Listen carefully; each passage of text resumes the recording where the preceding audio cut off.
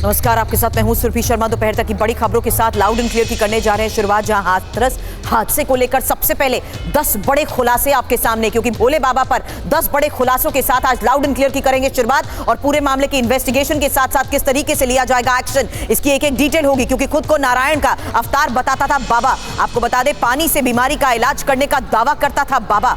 बाबा दावा करता था कि उसमें प्रलय लाने की ताकत है। आश्रमों की फ्रेंचाइजी भोले बाबा की तरफ से बांटी जाती थी। बाबा के आश्रम में मोबाइल ले जाने पर पाबंदी थी। सुरक्षा के लिए भी बाबा ने जिस तरीके से महिला ब्रिगेड बनाई थी, उसको लेकर भी बड़ा खुलासा आपके सामने होगा। सुरक्षा कर्मियों को खास ड्रेस पहनने के जो निर्देश थे, उसको लेकर बड़े खुलासे। साथ ही बाबा के साथ जो महिला सत्संग में बैठी दिखती हैं, वो रिश्ते में मामी है। आपको यह भी बता दें कि 1997 में यौन शोषण के आरोप में बाबा जेल गया था, और 1997 से पहले यूपी पुलिस में नौकरी करने वाले भोले बाबा को लेकर 10 बड़े खुलासों के बारे में एक एक जानकारी अब से थोड़ी देर में आपके सामने। लेकिन इस बीच आपको बता दें, इस दर्दनाक हादसे में 121 निर्दोष लोगों की जान गई है और जिम्मेदार बाबा फरार है। उसकी तलाश जोर शोर से हो रही है। लेकिन सूरजपाल उर्फ भोले बाबा पर पिछले 15 घंटों में जो खुलासे हुए, वो बेहद चौंकाने वाले हैं। भोले बाबा का रहस्य लोग चौंकाने वाला है। करीब 25 साल से भोले बाबा गरीबों वंचितों को बेवकूफ बनाता रहा। पानी से इलाज करने का झांसा देकर बाबा ने साम्राज्य कैसे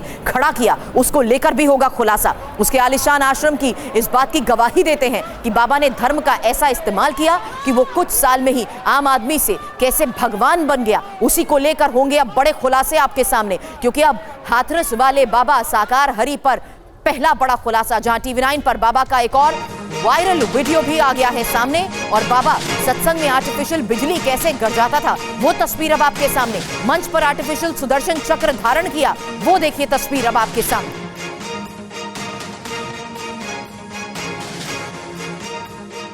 अगर मुझे आवश्यकता पड़ी तो मैं कलेश भी पैदा कर सकता हूँ। मुझे आवश्यकता पड़ी तो मैं प्रलय भी ला सकता हूँ।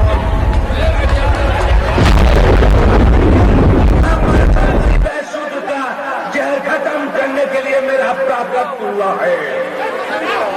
अब मैं बख्शने वाला नहीं हूँ, और मैं रहता दम दूर सकता। मैं विष्णु यात्रा संकल्प करता हूँ, संकल्प करता हूँ, संकल्प करता हूँ।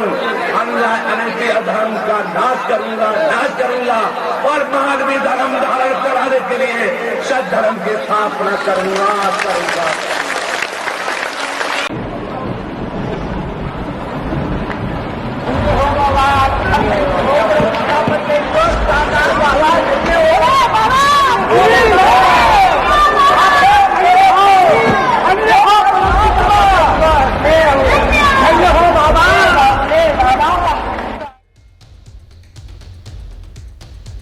और अब बाबा की आर्मी पर खुलासा। बाबा के पास 3 तरह के सेवादारों की आर्मी है। आपको बता दें, महिला सेना जो कि पिंक ड्रेस में नजर आती हैं, बाबा के निजी गार्ड की काली ड्रेस कोड और खाकी सफेद वर्दी में बाबा की तीसरी सेना की भी तस्वीर आपके सामने होगी। बाबा के भक्तों में सबसे ज्यादा महिलाएं भी शामिल बताई जा रही हैं। हालांकि ये आपको हम बता दें कि जिस तरीके से बाबा की ये पूरी नारायणी सेना है, इसको लेकर भी बड़े खुलासे हुए हैं, क्योंकि यहाँ बाबा के पास 3 तरह के सेवादारों की पूरी आर्मी मौजूद थी।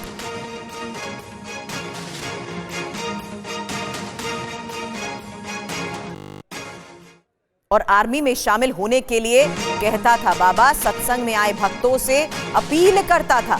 तो अब जिस तरीके से अपने साथ लोगों को जोड़ने की ये कोशिश करता था,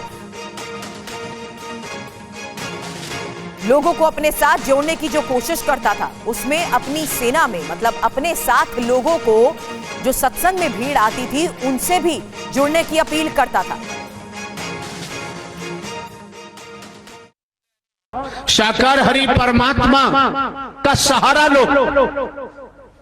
आपने दुनिया में किसी का सहारा लिया, मदद नहीं मिली, पलट दबाया गया, लूटा गया, दुर्व्यवहार किया गया होगा, तब आपने राइफल पकड़ी होगी, बंदूक पकड़ी होगी, बेहड़ में छलांग लगाई होगी। आज उस तरफ मुड़ के देखने की जरूरत नहीं।